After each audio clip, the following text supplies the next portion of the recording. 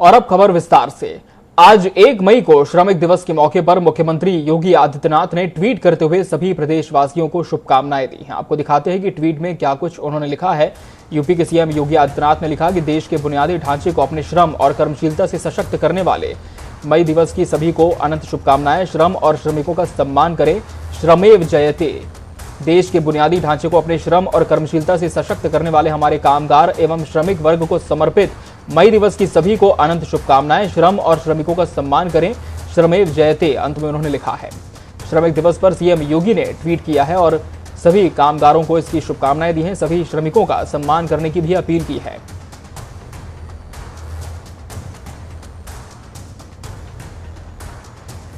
तो आज 1 मई को श्रमिक दिवस के रूप में मनाया जाता है और जितने भी श्रमिक हैं जो कि मजदूर वर्ग से संबंधित हैं, जितने भी कामगार हैं, उन्हें ये दिन समर्पित है और इसकी शुभकामनाएं मुख्यमंत्री योगी आदित्यनाथ ने दी है।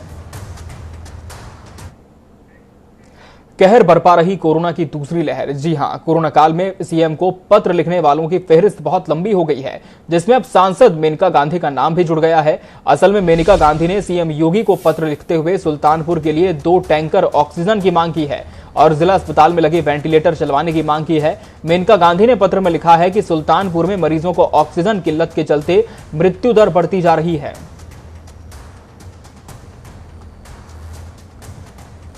दो ऑक्सीजन सिलेंडर की मांग की है मेनका गांधी ने। इसकी बाबत एक पत्र भी उन्होंने मुख्यमंत्री योगी आदित्यनाथ को लिखा है और कहा है कि ऑक्सीजन की कमी से जिस तरह से लगातार मृत्यु दर बढ़ती जा रही है, बेहद चिंता का विषय है। इस पर जरूर अब संज्ञान लें और जहां कमी है उसे दूर करने का भी प्रयास करें, ऐसी उन्होंने अपील की है पत्र के माध्यम से।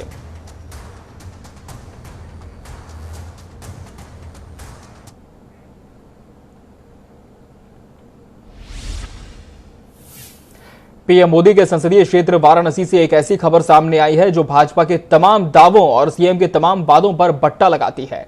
असल में उत्तरी विधानसभा के विधायक रविंद्र जायसवाल से जब कोरोना पर जनता ने सवाल पूछे तो आम आदमी को अपने सत्ता की हनक दिखाकर दौड़ाकर मारने की धमकी तक दे डाली। तो विधायक जी ऐसे सत्ता के नशे में चूर हैं कि जब आम जनता ने सवाल पूछा तो देखिए किस तरह से विधायक के तेवर चढ़ गए। पुलिस बल भी यहां पर उनके साथ चल रहा था और दौड़ाकर धमकी दे डाली कि सवाल पूछा तो दौड़ाकर मारे जाओगे। इस तरह का नजारा कुछ यहां पर देखने को मिला। आपको बता दें कि प्रधानमंत्री नरेंद्र मोदी का संसदीय क्षेत्र है वाराणसी, जहां से तस्वीरें सामने आई हैं और यहां पर किस तरह से जनप्रतिनिधि सत्ता के नशे में चूर हैं, मदमस्त हैं। ये साफ ये तस्वीरें बयां कर रही हैं कि आम आदमी इनसे सीधे तौर पर सवाल नहीं कर सकता।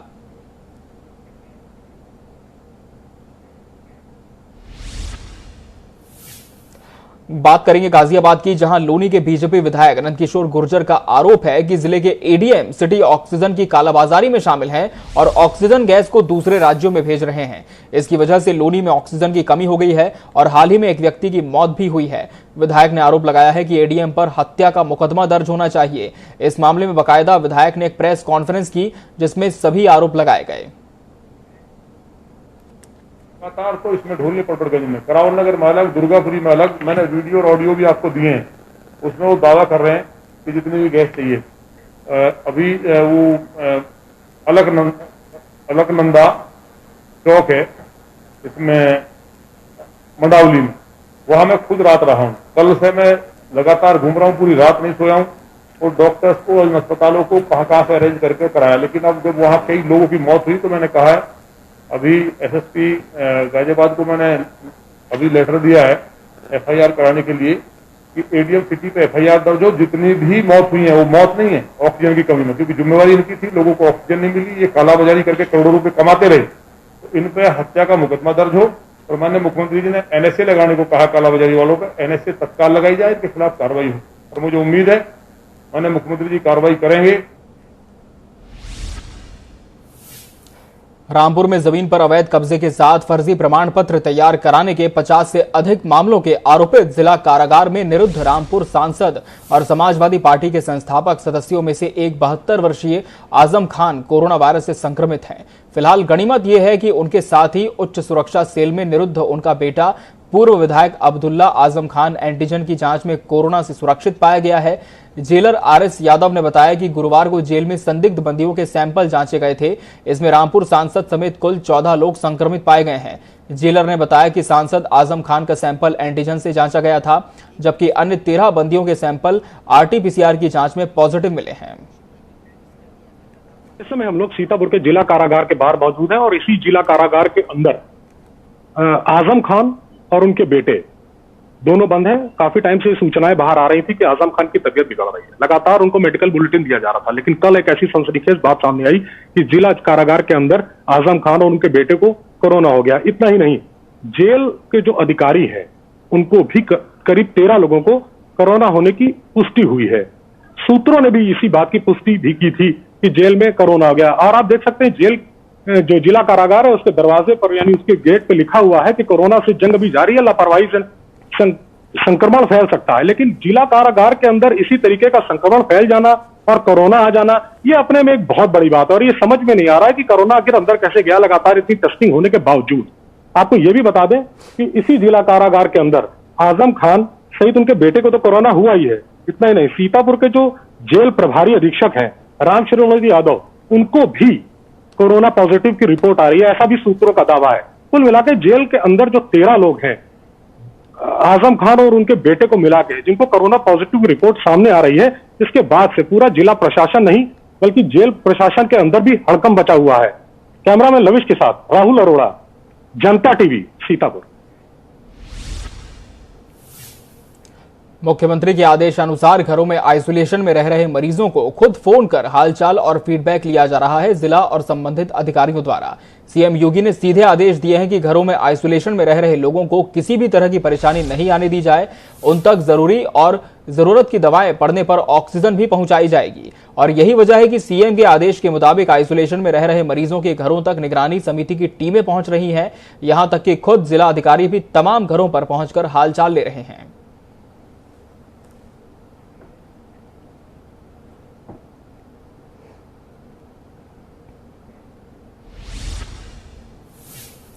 योगी ऑन एक्शन मोड। जी हां, सूबे के मुखिया लगातार प्रदेश में कोरोना वायरस से बढ़ते संक्रमण की चेन को तोड़ने का प्रयास कर रहे हैं। उत्तर प्रदेश के मुख्यमंत्री योगी आदित्यनाथ कोरोना की चपेट से मुक्त होने के बाद लगातार एक्शन मोड में हैं।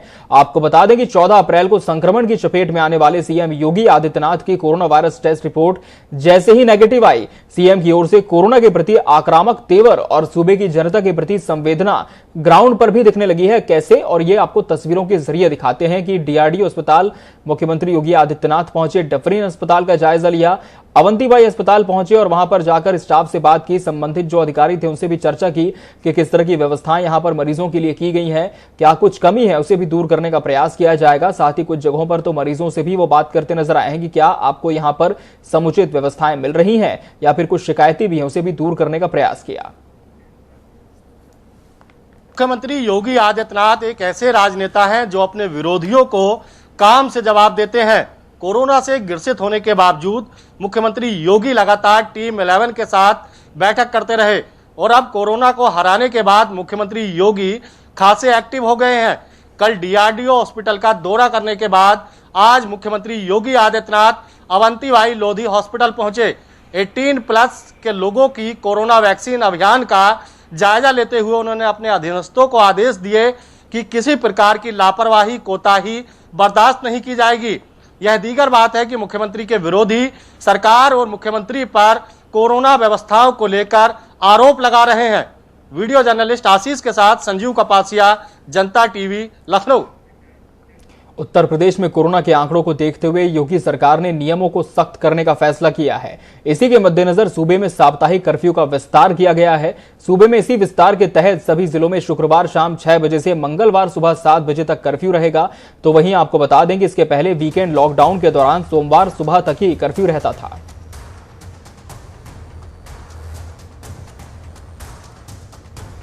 कोरोना का संक्रमण किस तरह से ना फैले, इसकी चेन को किस तरह से तोड़ा जाए, इसके मद्देनजर साप्ताहिक लॉकडाउन का भी ऐलान किया गया है। और इस दौरान जो पुलिस की टीमें हैं वो विभिन्न इलाकों में गश्त करती नजर आती हैं और पूरी तरह से जो आवागमन है उसे अवरुद्ध नहीं किया जाता। केवल जो जरूरी कामकाज के लिए लोग घर से बाहर निकलते हैं, जिसमें सबसे बड़ी जो प्राथमिकता है वो चिकित्सकीय सुविधाओं को दी जाती है, उसके मद्देनजर ही लोगों का आना जाना यहाँ पर हो सकेगा, या फिर इसके अलावा कोई और जरूरी काम है उसके लिए भी लोग आ जा सकेंगे, लेकिन परमिशन भी लेनी होगी। और मास्क न पहनने वालों पर जुर्माना भी लगाया जाएगा। पहले भी जुर्माना लगाया जाता था, लेकिन इस बार सख्ती और बढ़ती जाएगी। शादी विवाह के कार्यक्रम की बात करें तो खुली जगह में 100 लोग और बंद जगह में 50 लोगों की अनुमति है। मुजफ्फरनगर, आगरा और लखनऊ से वीकेंड लॉकडाउन की तस्वीरें सामने आई है। कोरोना कर्फ्यू भी इसे नाम दिया गया है। संक्रमण की चेन को तोड़ने के लिए प्रशासन ने इसे लगाया है और अब इसका विस्तार भी कर दिया गया है। शनिवार और शुक्रवार को वीकेंड लॉकडाउन होता है। मुजफ्फरनगर, आगरा और लखनऊ से ये तस्वीरें सामने आई हैं।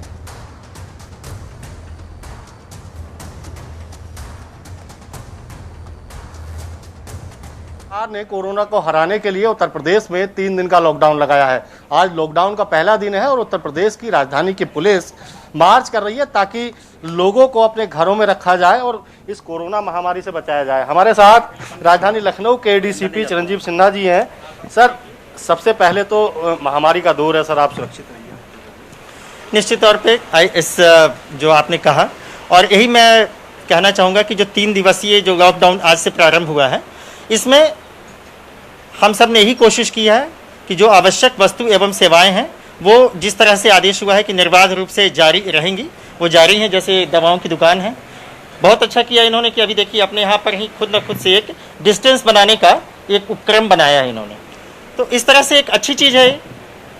लखनऊ की जनता को इस बार मैंने जो देखा है, बिना किसी फोर्स के उन्होंने खुद ब खुद से अपनी इच्छा से जो सरकार के आदेश हैं उनको अपने अंतःकरण से माना है।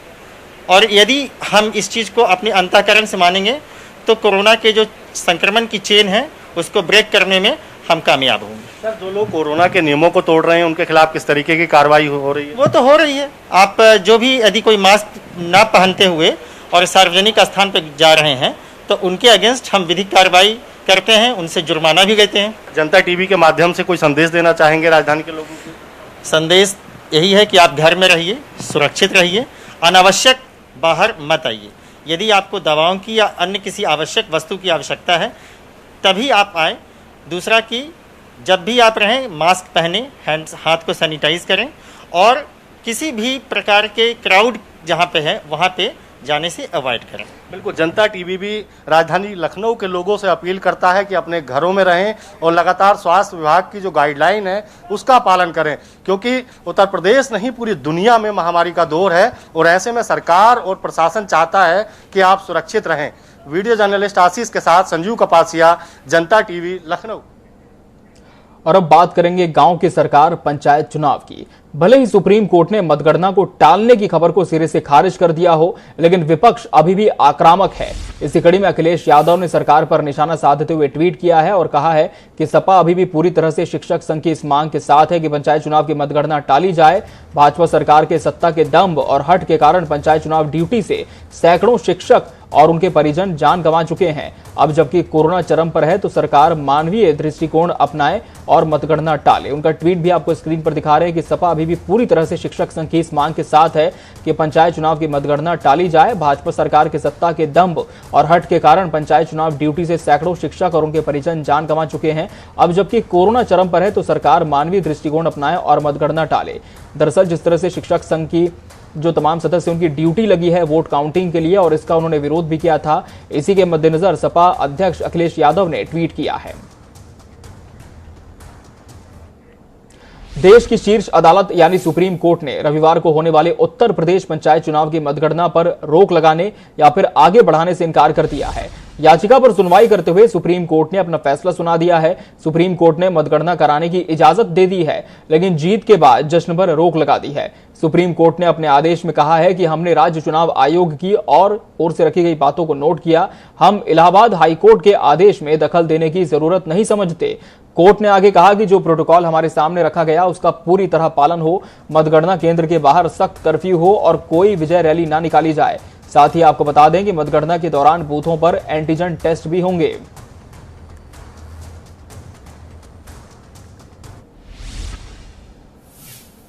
उत्तर प्रदेश के उप मुख्यमंत्री केशव प्रसाद मौर्य के काफिले की कुछ गाड़ियां हादसे का शिकार हो गईं। आपको बता दें कि उप मुख्यमंत्री का काफिला किसी काम से लखनऊ से प्रयागराज जा रहा था, तभी प्रतापगढ़ के खिदरीपुर में एस्कॉर्ट की गाड़ी का एक ट्रक से एक्सीडेंट हो गया, जिसमें 3 पुलिसकर्मी, मुख्य आरक्षक और चालक घायल हो गए। घायलों को CHC कुंडा में भर्ती कराया गया है, जहां पर उनका इलाज जारी है। आपको बता दें कि काफिले में डिप्टी CM केशव प्रसाद मौर्य मौजूद नहीं थे।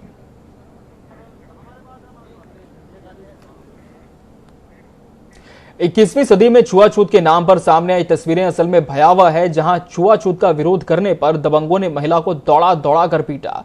अब पूरा माजरा समझिए। असल में एक विशेष जाति के मात्र 5 साल के बच्चे से छू जाने को लेकर दबंगों ने महिला और उसके परिजनों के साथ लाठी डंडों से मारपीट की, और जब महिला ने दबंगों के खिलाफ थाने में तहरीर दी, इसके बाद पुलिस ने पकड़े गए एक युवक को पैसे लेकर थाने से छोड़ दिया, ऐसा महिला का आरोप है। आपको बता दें कि पूरा मामला थाना मनसुखपुरा क्षेत्र का है। तो काफी सवाल भी उठते हैं क्योंकि इतना कुछ हो गया, लेकिन पुलिस ने मामला क्यों नहीं दर्ज किया। बच्चे की जहाँ छूत के चक्कर से मारपीट करी, उनके 18-19 साल के लड़के ने, हमारा लड़का 5 साल का। हम बचाने गए तो हमको भी घर में घुसकर उन लोगों ने मारा था। मुझ पे भी हाथ छोड़ा, मेरे आदमी पे भी, बच्चों को भी मारा था। हम सब गरीब आदमी है, पैसा खर्च करने वाले नहीं है, क्योंकि हम पैसा खर्च करके नहीं कोई कार्रवाई कर सकें। सब आदमी की हमारी प्रार्थना है कि आप कार्रवाई करवाएं। कौन से थाने का मामला है? अच्छा। देश में कोरोना वायरस संक्रमण का कहर कम करने के लिए चल रहे टीकाकरण अभियान के तहत उत्तर प्रदेश के 7 जिलों में 1 मई से 18 से ज्यादा उम्र के लोगों को कोरोना वैक्सीन का टीका लग रहा है। आपको बता दें कि प्रदेश सरकार ने पहले चरण में उन जिलों में टीकाकरण का फैसला किया है जहां पर 9,000 से अधिक एक्टिव केस हैं। 18 से 44 वर्ष की उम्र के लोगों का टीकाकरण होगा। इन जिलों में लखनऊ, कानपुर नगर, प्रयागराज, वाराणसी, गोरखपुर, मेरठ और बरेली शामिल हैं।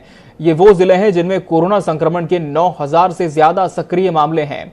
एक मोबाइल नंबर से अधिकतम 4 लोगों का रजिस्ट्रेशन हो सकेगा कोरोना वैक्सीन के लिए, और 1 मई यानी कि आज से 18+ के वैक्सीनेशन की शुरुआत भी हो चुकी है। गोरखपुर, कानपुर, लखनऊ, बरेली और मेरठ से तस्वीरें सामने आई है, जहां पर 18+ जो तमाम लोग थे वो टीकाकरण करने के लिए पहुंचे, जिनका रजिस्ट्रेशन हुआ था। और यह महाअभियान पूरे देश में चलाया जा रहा है।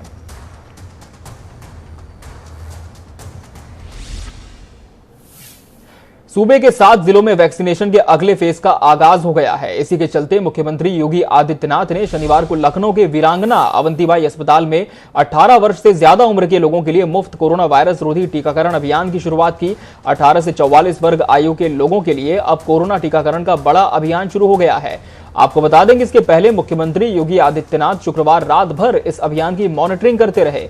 कल ही देर शाम उन्होंने स्टेट प्लेन भेजते हुए हैदराबाद से वैक्सीन की एक बड़ी खेप मंगवाई। मुख्यमंत्री कोरोना संक्रमण मुक्त होने के बाद लगातार एक्शन मोड पर हैं।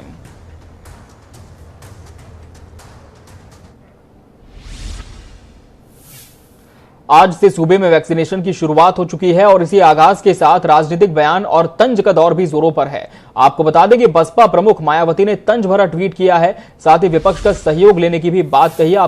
उनको ट्वीट आपको दिखाते हैं कि देश में 18 वर्ष से अधिक लोगों का वैक्सीनेशन आज से शुरू हो गया। इस बारे में उन्होंने लिखा है और कहा है कि इसलिए तमाम जो प्रोटोकॉल है उनका भी पालन ईमानदारी के साथ करना चाहिए।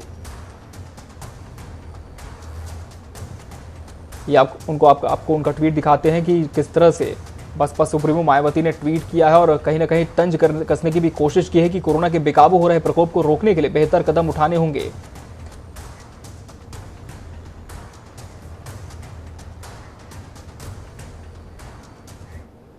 उत्तर प्रदेश में शनिवार से 18 साल से अधिक के लोगों का निःशुल्क कोरोना टीकाकरण शुरू हो गया। 7 जिलों में फिलहाल टीकाकरण पर फोकस किया जा रहा है क्योंकि इन्हीं 7 जिलों में सबसे ज्यादा कोरोना के केस सामने आ रहे हैं। इन 7 जिलों में पीएम मोदी का संसदीय क्षेत्र बनारस भी शामिल है।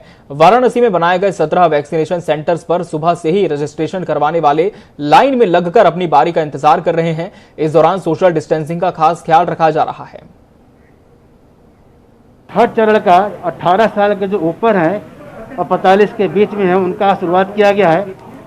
यह चूँकि इस समय थोड़ा प्रकोप बढ़ गया है तो पूरे प्रदेश में लोगों की बहुत डिमांड थी, इस कारण से इसको किया गया है ऑनलाइन पंजीयन। ऑनलाइन रजिस्ट्रेशन में अब तक 1 करोड़ 10 लाख लोगों ने करा रखा रजिस्ट्रेशन। जो जिनको वह पंजीयन का नंबर आ रहा है वो नंबर लेके काउंटर पर जाएंगे। वहाँ पर काउंटर पर जाने के बाद उनको क्यू लगा करके जाना पड़ रहा है। नौजवानों से अपील है कि नौजवान आओ, वैक्सीन लगाओ और कोरोना को हराओ। एसएसपी अभिषेक यादव ने सभी जनपद वासियों को सूचित करते हुए कहा कि 2 मई 2021 को त्रिस्तरीय पंचायत चुनाव की मतगणना है। कोविड संक्रमण और लॉकडाउन को दृष्टिगत रखते हुए केवल वही एजेंट ब्लॉक पर मतगणना के लिए आएंगे जिनको आईडी कार्ड जारी किया गया है। अगर इनके अलावा कोई भी प्रत्याशी अथवा उसके समर्थक ब्लॉक के आसपास जनपद में कहीं पर भी भीड़ इकट्ठी करते हैं तो इनके विरुद्ध तत्काल कठोर कानूनी कार्रवाई की जाएगी और उन्हें तत्काल गिरफ्तार भी कर लिया जाएगा।